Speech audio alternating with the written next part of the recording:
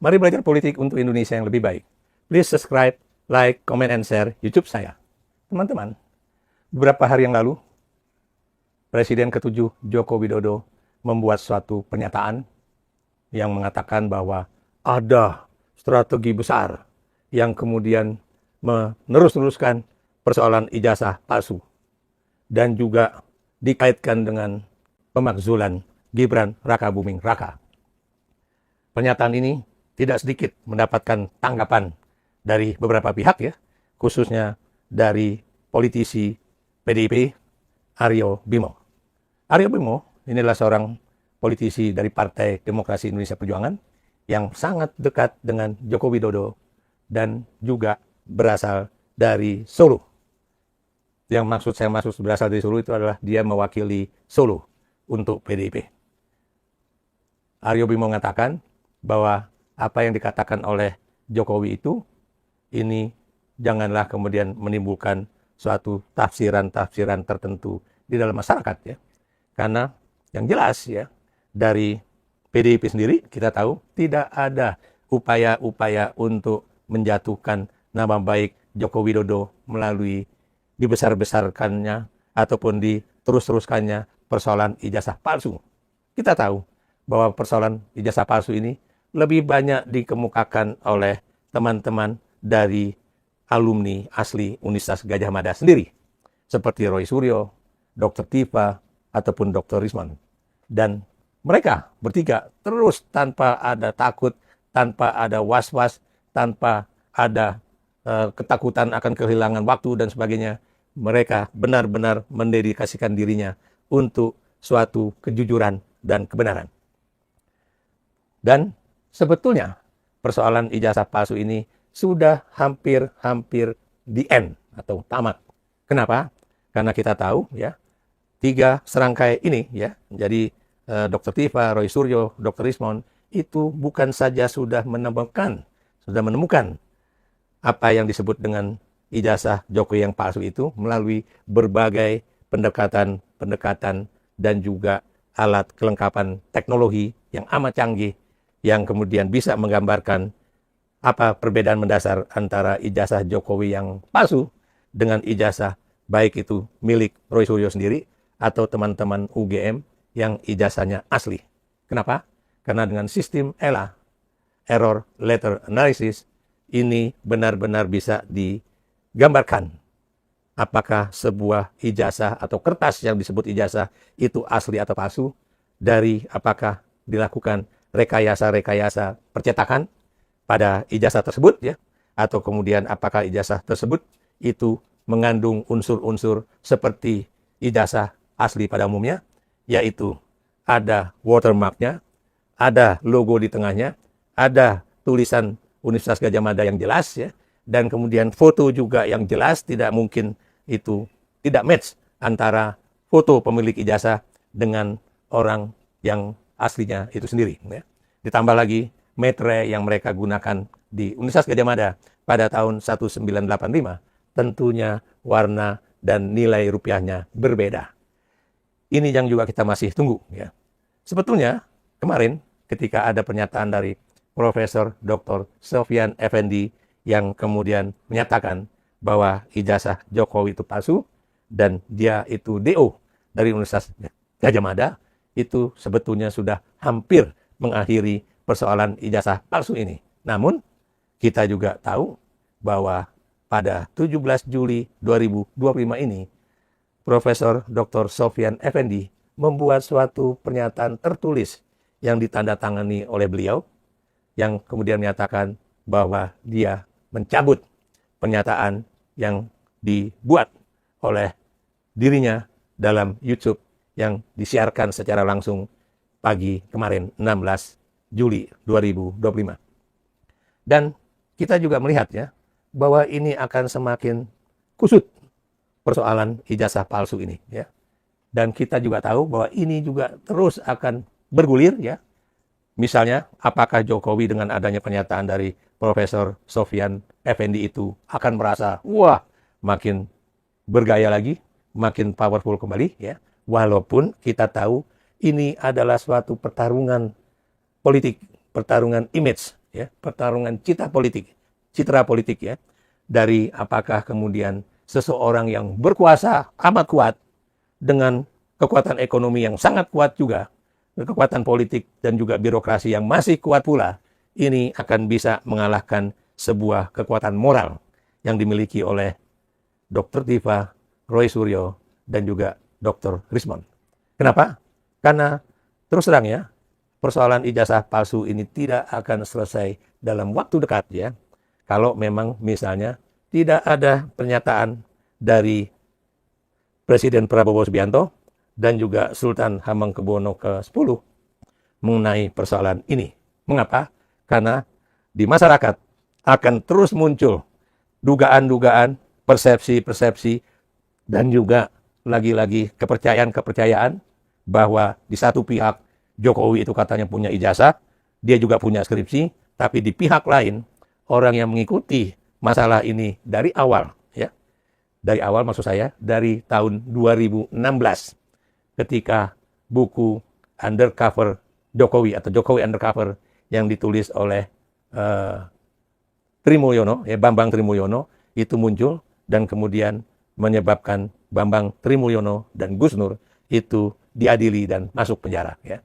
Bambang Trimulyono sampai sekarang juga masih di dalam tahanan dan kita juga belum tahu apakah kemudian pengadilan akan mengubah putusan pengadilannya pada tahun 2022 atau 2023 kemarin ya.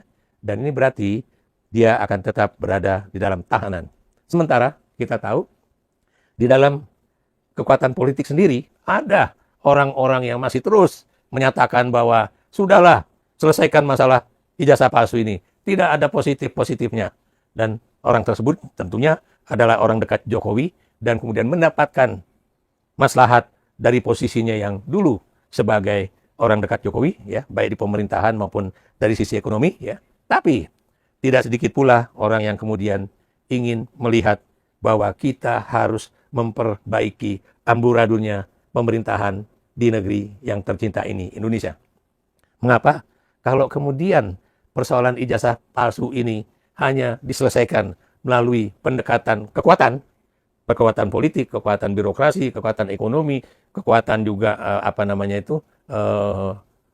komunikasi yang masih mereka miliki, tentunya ini tidak akan selesai.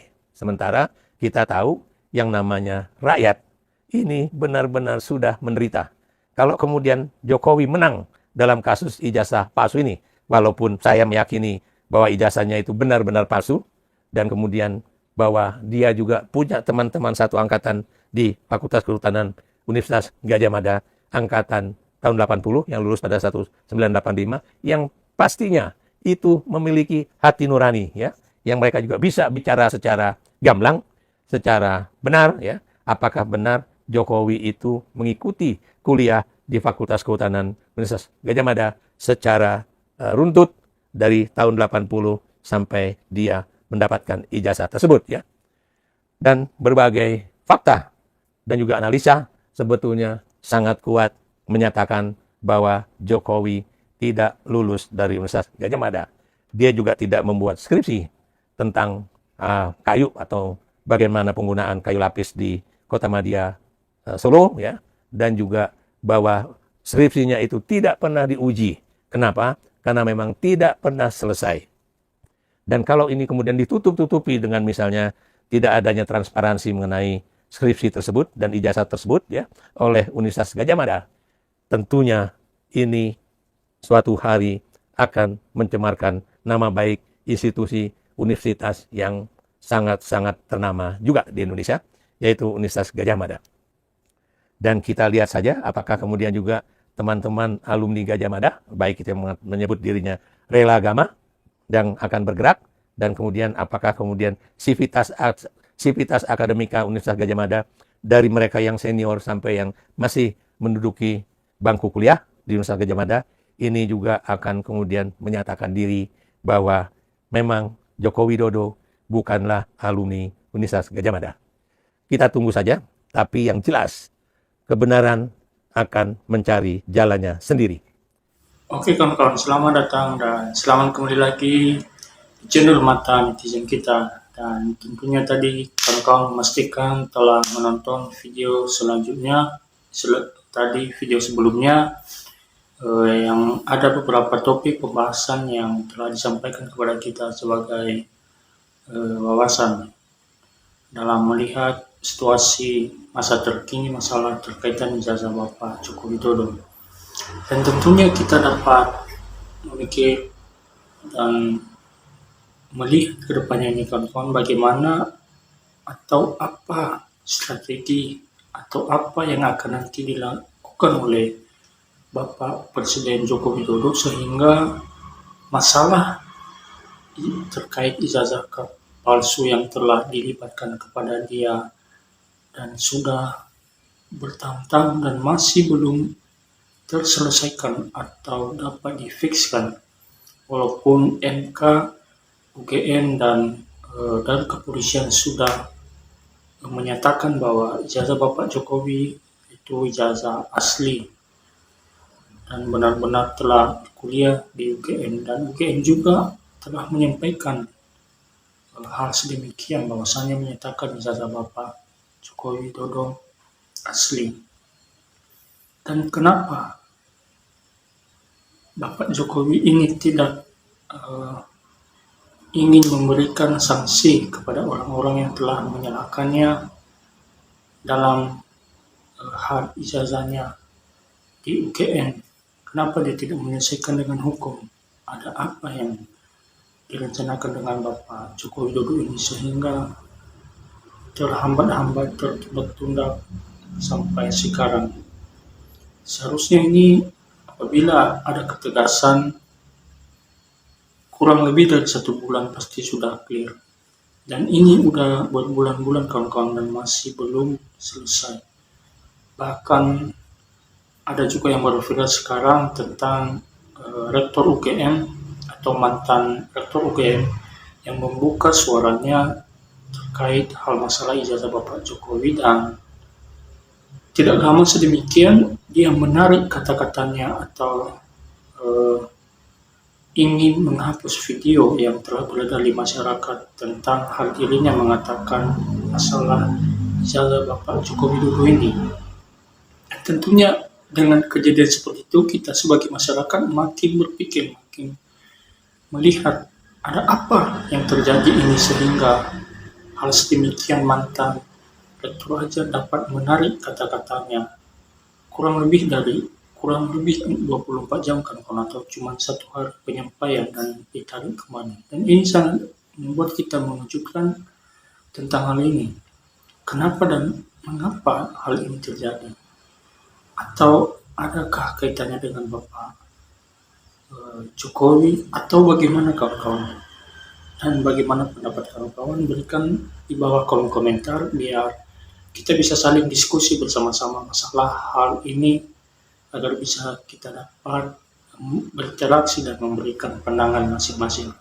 Sekian dari saya, terima kasih.